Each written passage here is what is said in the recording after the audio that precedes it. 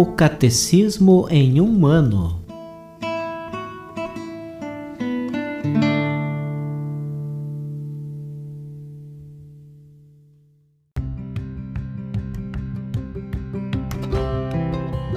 Olá, eu sou o Bruno, seminarista da Diocese de Ponta Grossa, Paraná. Você está ouvindo o podcast O Catecismo em um ano. Vamos ler todo o Catecismo da Igreja Católica ao longo de 365 episódios. Estamos utilizando a tradução em português apresentada pela CNBB em 2013, baseada na edição típica em latim. Baixe o plano de leitura por meio de um link que você encontra na página do Instagram, @o Catecismo em um ano, ou na descrição deste podcast.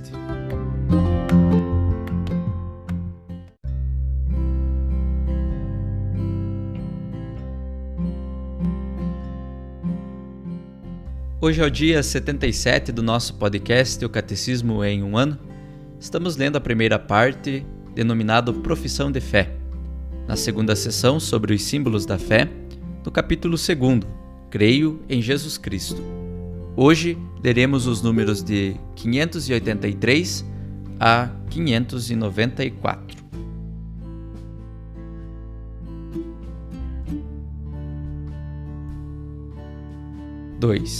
Jesus e o Templo.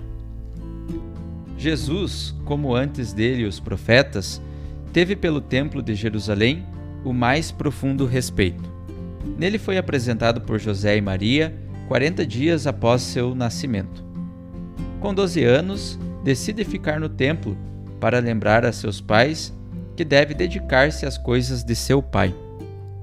Durante os anos de sua vida oculta, subiu ao templo a cada ano, no mínimo por ocasião da Páscoa. Até seu ministério público foi ritmado por suas peregrinações a Jerusalém para as grandes festas judaicas. Jesus subiu ao templo como lugar privilegiado de encontro com Deus. O templo é para ele a morada de seu Pai, uma casa de oração. Ele se indigna pelo fato de o átrio externo do templo ter se tornado um lugar de comércio. Se expulsa os vendilhões do templo, é por amor zeloso a seu Pai. Não façais da casa de meu pai um mercado. Seus discípulos lembram-se do que está escrito: o zelo por tua casa me há de devorar. Salmo 69. João, capítulo 2, versículos 16 e 17. Depois de sua ressurreição, os apóstolos mantiveram respeito religioso pelo templo. No limiar de sua paixão, Jesus, no entanto, anunciou a ruína deste esplêndido edifício, do qual não restará mais pedra sobre pedra. Há aqui um anúncio de um sinal dos tempos finais que vão se ter início com a sua própria Páscoa.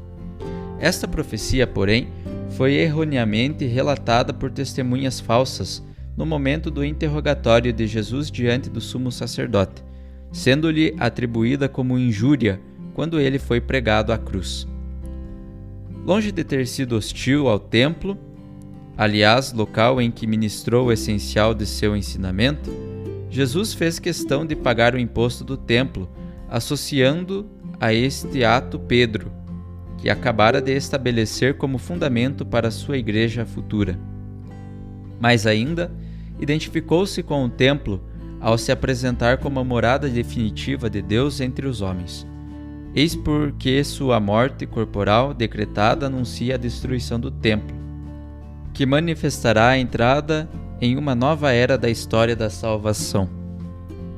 Vem a hora em que nem nesta montanha, nem em Jerusalém adorareis o Pai. João capítulo 4, versículo 21. 3. Jesus e a fé de Israel no Deus único e Salvador. Se a lei e o templo de Jerusalém puderam ser ocasião de contradição da parte de Jesus para as autoridades religiosas de Israel, foi o papel dele na redenção dos pecados, obra divina por excelência, que constituiu para elas a verdadeira pedra de escândalo. Jesus escandalizou os fariseus ao comer com os publicanos e os pecadores. com a mesma familiaridade com que comia com eles. Contra os que, dentre os fariseus, confiavam na sua própria justiça e desprezavam os outros, Lucas capítulo 18, versículo 9, Jesus afirmou: Não é a justos que eu vim chamar à conversão, mas a pecadores, Lucas capítulo 5, versículo 32. Foi mais longe ao proclamar diante dos fariseus que, sendo o pecado universal, os que presumem não necessitar de salvação estão cegos por conta própria. Jesus escandalizou sobretudo porque identificou sua conduta misericordiosa para com os pecadores com a atitude do próprio Deus para com eles. Chegou ao ponto de dar a entender que, partilhando a mesa dos pecadores, os estava admitindo ao banquete messiânico. No entanto, foi particularmente ao perdoar os pecados que Jesus deixou as autoridades religiosas de Israel diante de um dilema. Por isto que disseram com razão cheias de espanto: Só Deus pode perdoar os pecados. Marcos capítulo 2, versículo 7. Ao perdoar os pecados, ou Jesus blasfema, pois é um homem que se iguala a Deus, ou diz a verdade, e sua pessoa torna presente e revela o nome de Deus. Somente a identidade divina da pessoa de Jesus pode justificar uma exigência tão absoluta quanto esta. Quem não está comigo é contra mim. Mateus 12, versículo 30. Assim, também, quando diz que nele está mais do que Jonas, mais do que Salomão. Mateus capítulo 12, versículos 41 e 42. Mais do que o templo. Ou quando lembra, referindo-se a si mesmo, que Davi chamou o Messias de seu Senhor, e quando afirma: Antes que Abraão existisse, eu sou. João capítulo 8, versículo 58. E até eu e o Pai somos um. João capítulo 10, versículo 30. Jesus pediu às autoridades religiosas de Jerusalém que crescem nele por causa das obras de seu Pai que ele realizava. Tal ato de fé tinha de passar, no entanto, por uma misteriosa morte de si mesmo, em vista de um novo nascimento do alto, sob o impulso da graça divina. Essa exigência de conversão ante um cumprimento tão surpreendente das promessas permite compreender o trágico desprezo do Sinédrio ao considerar que Jesus merecia a morte como blasfemo. Seus membros agiam assim por ignorância e, ao mesmo tempo, pelo endurecimento e da incredulidade. Resumindo, Jesus não aboliu a lei do Sinai, mas a cumpriu com tal perfeição que revela seu sentido último e resgata as transgressões contra ela. Jesus venerou o templo, subindo até ele nas festas judaicas de peregrinação. Amou com amor zeloso esta morada de Deus entre os homens. O templo prefigura seu próprio mistério. Se anuncia a destruição do templo, é como manifestação de sua própria morte e da entrada em uma nova era da história da salvação, na qual seu corpo será o templo definitivo. Jesus realizou atos como o perdão dos pecados, que o manifestaram como o próprio Deus Salvador. Alguns judeus, não reconhecendo Deus feito homem e vendo nele um homem que se faz Deus, julgaram-no blasfemo.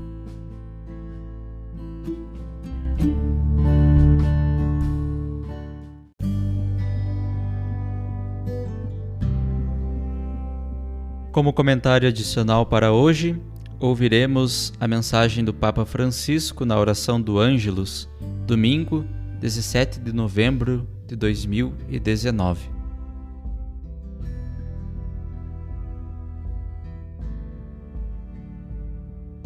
Queridos irmãos e irmãs, o Evangelho deste penúltimo domingo do ano litúrgico, conforme Lucas capítulo 21, versículos de 5 a 19, apresenta-nos o discurso de Jesus sobre o fim dos tempos. Jesus pronunciou diante do Templo de Jerusalém, um edifício admirado pelo povo pela sua grandeza e esplendor. Mas ele profetiza que toda aquela beleza do templo, que da grandeza não ficará pedra sobre pedra. tudo será destruído. A destruição do templo, predita por Jesus, não é tanto uma figura do fim da história, mas da finalidade da história. De fato, aos ouvintes que querem saber como e quando estes sinais acontecerão, Jesus responde com a típica linguagem apocalíptica da Bíblia. Ele usa duas imagens aparentemente contrastantes. A primeira é uma série de eventos assustadores, catástrofes, guerras, carestias, tumultos e perseguições. A outra é tranquilizadora. Não se perderá um só cabelo da vossa cabeça. Em primeiro lugar, há um olhar realista sobre a história, marcada por calamidades e também pela violência, por traumas que ferem a criação. A nossa casa comum, e também a família humana que nela vive, e a própria comunidade cristã. Pensemos nas tantas guerras de hoje, nas muitas calamidades de hoje. A segunda imagem, contida na certeza de Jesus, diz-nos a atitude que o cristão deve assumir ao viver esta história, caracterizada pela violência e pela adversidade. E qual é a atitude do cristão? É a atitude de esperança em Deus, que torna possível não se deixar dominar por acontecimentos trágicos. Na verdade, eles são ocasião de dar testemunho. Os discípulos de Cristo não podem permanecer escravos dos medos e das angústias. Pelo contrário, são chamados a viver a história, a deter a força destruidora do mal, com a certeza de que a ternura providente e tranquilizadora do Senhor acompanha sempre a sua ação de bem.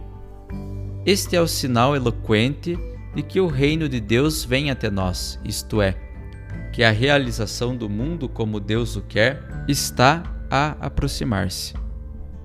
É Ele, o Senhor, quem conduz as nossas vidas e conhece o propósito último das coisas e eventos. O Senhor chama-nos a colaborar na construção da história, tornando-nos, com Ele, pacificadores e testemunhas de esperança num futuro de salvação e ressurreição. A fé faz-nos percorrer com Jesus os caminhos muitas vezes tortuosos deste mundo, na certeza de que o poder do seu Espírito vencerá as forças do mal, submetendo-as ao poder do amor de Deus. O amor é superior, o amor é mais poderoso, porque é Deus. Deus é amor. Os mártires cristãos são um exemplo para nós. Os nossos mártires, também do nosso tempo, que são mais numerosos do que no início, que, apesar das perseguições, são homens e mulheres de paz. Dão-nos uma herança para preservar e imitar: o Evangelho do amor e da misericórdia. Este é o tesouro mais precioso que nos foi dado e o testemunho mais eficaz que podemos transmitir aos nossos contemporâneos, respondendo ao ódio com amor, à ofensa com o perdão. Até na nossa vida cotidiana, quando recebemos uma ofensa, sentimos dor, mas devemos perdoar de coração. Quando nos sentimos odiados, rezemos com amor pela pessoa que nos odeia. Que a Virgem Maria, pela sua materna intercessão, ampare o nosso caminho diário de fé, seguindo o Senhor que guia a história.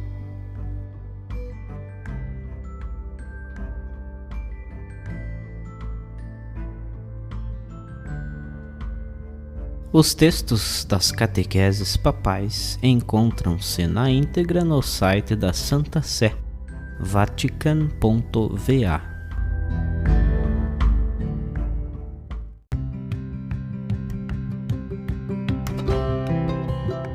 Você acaba de ouvir mais um episódio do podcast O Catecismo em um Ano.